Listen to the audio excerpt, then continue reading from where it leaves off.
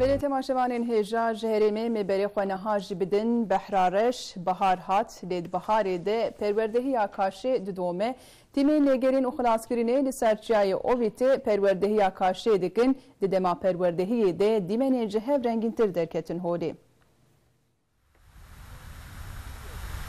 پالنتیک دمها نیسانی ده بمترویان برف ev der derbasoka ovite ya kurize û Erzurumê bi hevre girê dide. Bilindahiya vê derbasokê jî 10.640 metro ye. Tîmên lêgerûn û xilaskirinê jî bo perwerdehiyê Kaşî hatin vê derê.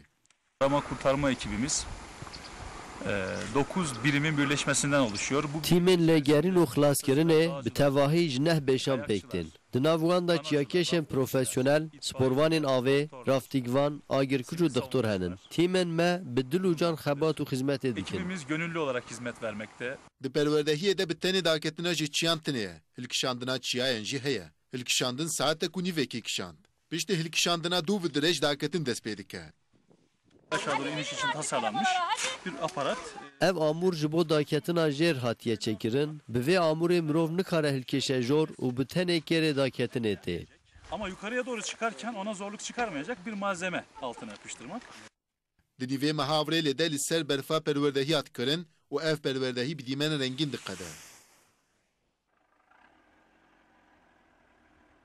بله تماشاوان نجام مهانیسان ام دبیجن بهارات وی وجی دیل چیای او ویتین آجی برفی کاش دکن کاشپاس خو خوش دکن امن آجی بری خو بدن مرسینه المرسینه جی تایروک زیپک باریان مهانیسان ی دگل بهاره و چار چولکین حیوانان دبی خرابول نافچیا مزید لیه اف لگند توله پکات 8000 مریچ دبیجن و 30 پس مرنه وهاد و تیروک و زیپک ده گلکی زرار دیتن نهاجی گندی قصاوت آقاتی نظام و کتیزانی چاندنی لوی دوره تکرن نهاد بچن ام چاو بکنش ور تیروکین کو مها نیسان باریانه اف زیپکا کو باریای و لبلد و تیروک و زیپک ده و باران ده توتش به تو کسی نهاتیه تو کس جان خوون دانه کریه او جید بچن ام تنش بر و که کیف خوشن دو ساعت شوه ده دست بکر و حیا ساعت دان سبه بر دست سبه بر دوام کر مختار گند توله آخویه عارف شیشه کوتیه حیا ساعت شوه ده اف زیپک دست بکرن دگل کو مهانیستان یه حیا بر دست سبه بر دوام کر